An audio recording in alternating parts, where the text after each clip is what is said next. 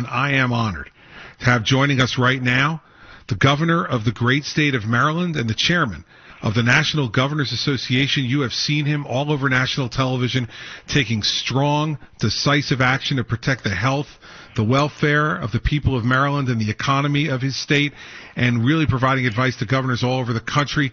I want to welcome my guest, Governor Larry Hogan. Gov, welcome to WABC here in New York, New Jersey. Well, thank you, Gov. Thank you for having me on. Listen, Governor, I know you're incredibly busy, and we're really honored that you could take a few minutes to talk to us.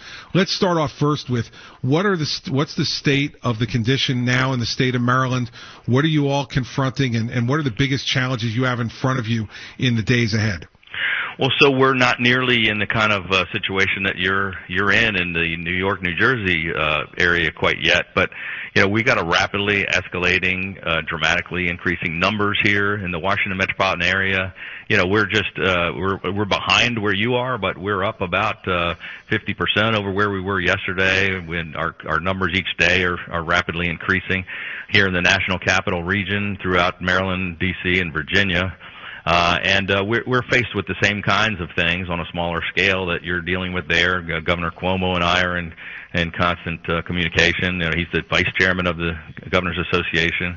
We just got off a call with the president and vice president earlier this afternoon. It was our seventh call with all the governors. The fifth one, we had the leaders of the federal government on with us, the vice president and/or the president. But we're dealing with the issues of looking at surge capacities and looking at the lack of availability of masks and PPEs and ventilators, and looking at adding on. We're trying to increase our hospital capacity by 70%, and dealing with the economic fallout of having all these businesses closed and all the schools across the state shut down. And the governors are really on the front line of this crisis, and you, Governor, know exactly what that's like, having been a great leader and a governor yourself. And you've talked to a lot of your former colleagues across the country. We're all in this together. We're all fighting this very tough battle, nothing like any of us have ever seen before. No, the governors have to manage these things. The people in their individual states look to the governor for leadership and guidance and comfort. Yeah. And I know you're providing all of that to the people of Maryland. And some of that advice I got from you, Gov. I got to tell your listeners here, when 90 days after I became governor, when we had the violence and the riots break out in Baltimore City, you were the first one to call me, and I'll never forget the advice you gave me about, after your experience with the fighting the hurricane, the damage from the hurricanes, and you said not only do you have to go out and do all the things and be the kind of general making all the decisions, but you've got to be the consoler in chief, and you've got to be out there, be honest with people and talk to them and be out there. And I've been trying my best to listen to that good advice from you. This is almost like we have a hurricane, but it's hitting every single state in the country, at the same time, and it's been hitting now for 21 straight days, at least in our state. A little bit longer. I know Governor Cuomo called me 3 weeks ago on a Sunday, talked about, hey, maybe we should get all the governors together on a call, and later that evening, you had the first case in New York at 9 o'clock that night, and look at where you are now, 3 weeks later. It's really amazing, and you're right that it is like a hurricane that keeps hitting day after day, and with greater intensity, and so difficult on that. Now you're too humble to say it, but you were the governor who came out with the most aggressive steps very early in terms of social distancing and keeping people away from big crowds. Why don't you review for everybody the stuff that you've done in Maryland to try to flatten the curve, as they're calling it now? We're all getting used to that, to be able to have less incidents. What are the things you've done and that we've seen other governors follow your lead on around the country?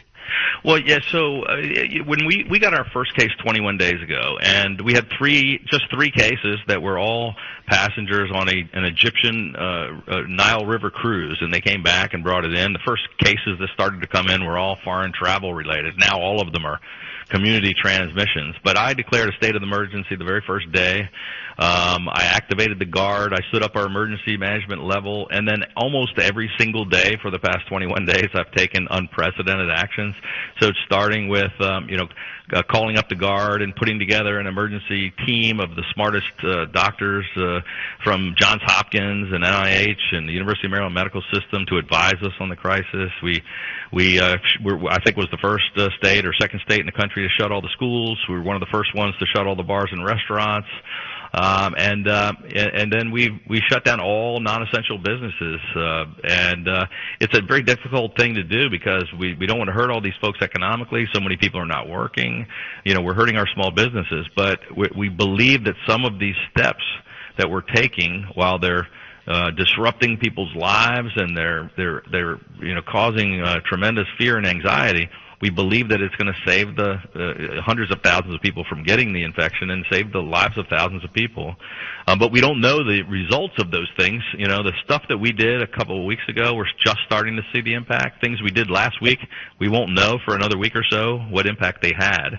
And governors all across the country are I think really stepping up and leading. There's governors on both sides of the aisle, and we're all in this together, and we're all making independent decisions, but we're sharing a lot of information back and forth, and people are following what other folks are doing in different states. Well, I have to tell you, I saw you this past weekend on Meet the Press. Mm-hmm. And you were on a joint appearance between yourself and Mayor de Blasio in New York. And I don't expect you to comment on this, but I will tell you that I watched it and I saw you making an effort in every answer you gave to be being comforting and being bipartisan while also telling people the truth, taking the politics out of it. And unfortunately, I had a guest on with you who's the mayor in this city, in New York, who was doing nothing but partisan back and forth. Yeah. You've been a governor in a state that's a Democratic majority state with a Democratic legislature. What have you learned from that experience over the last 5.5 years that you're bringing to this challenge that helps you to bring people in Maryland together rather than dividing them?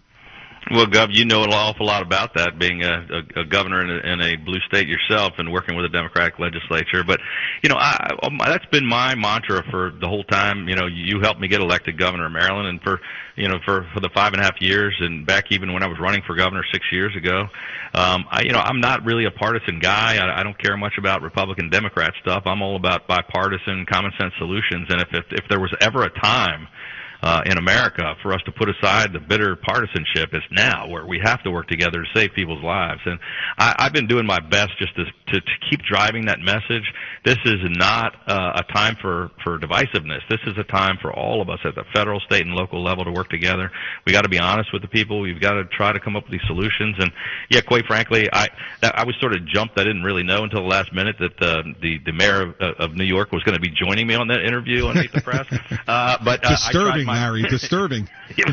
I tried my best to try to continue to keep the discussion civil and to not point fingers and blame, but to try to talk about what are we all going to do to move forward rather than Monday morning quarterbacking. And he did want to continue to just complain and argue about what was going wrong, and instead of what are we going to do to help people today and tomorrow, instead of what happened yesterday or last week.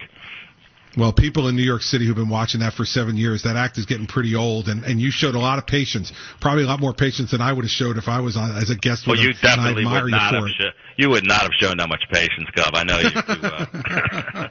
Now, one of the things you've been able to do as governor is really be in touch with all Marylanders, no matter race or ethnicity or age, and your 12-point reelection, win is a testimony to that. The first Republican governor to be reelected in Maryland in 100 years. You have a real touch with your people. Tell me, as this stuff is all going on, the measures are getting more and more constricting that you have to do to try to save lives. How are Marylanders reacting to what you're doing?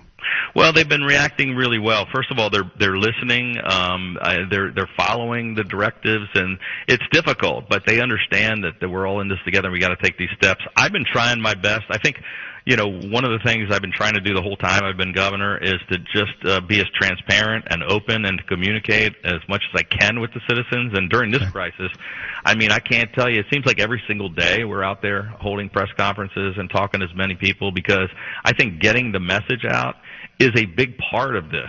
People have to be educated. They have to know what's going on, and they're searching for someone to tell them, the truth about what's going on. So I've been trying my best to effectively communicate and to, one, let people know how serious it is and how they're all a part of it, that the actions they take are going to help us bend this curve and keep people safe and save lives, but also to try to reassure them, as you said, to be the consoler in chief that, hey, we're going to get through this together.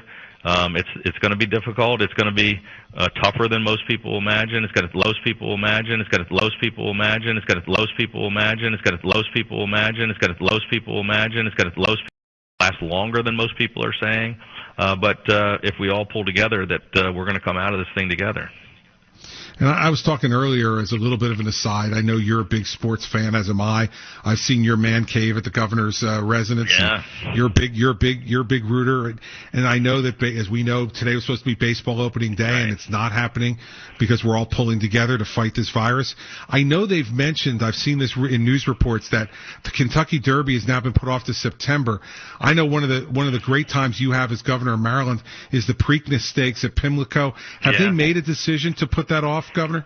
Yeah, so today was opening day for us. At the Orioles were supposed to be kicking off today, and it's always a big, terrific time here in Maryland, and it's sad and it's eerie to see the empty streets and to not be out there. The Preakness, always the second leg of the Triple Crown, is always follows the Kentucky Derby before we head up there to New York to Belmont, and so we have actually the Stronach Group, who owns the race and the track, hasn't made the final determination of a date, but we had discussions with them about pushing it off to some date in September to follow the Derby. I don't think it's been finalized on the exact date, but it's definitely not going to take place in June. Well, life is changing for all of us, Gov, and I know you got a lot of work to do, so I'm going to let you get back to it. But I can't tell you, on behalf of all the people in this region who got a chance to listen to a real leader be able to do that. They've had a great opportunity to listen to Governor Cuomo, and now they have the Republican side of the great leadership governors are giving in this country. You have been, as chairman of the National Governors Association, an inspiration to your other governors and to other people across the country who've gotten a chance to watch you as you're becoming a bigger and bigger TV star all across the news network. So keep up the great work, and you're doing an amazing job. Well, thank you very much, and you really are. You've been a mentor, and I've learned a heck of a lot by watching you and your leadership. And Governor Cuomo and I have been working together really well as a team, too, so I'll give a shout-out to him. But thank you very much for everything you taught me, and thanks for having me on. Hey, thanks for taking the time, talking to our people. Whenever they hear from folks like you, Larry, it helps the people feel a little calmer and a little more secure in the fact that America does have great leaders who are going to help to lead us through this crisis. So thanks for being on today. I appreciate it, and thanks for your friendship. This is 77 Talk Radio WA7 Talk Radio WA7.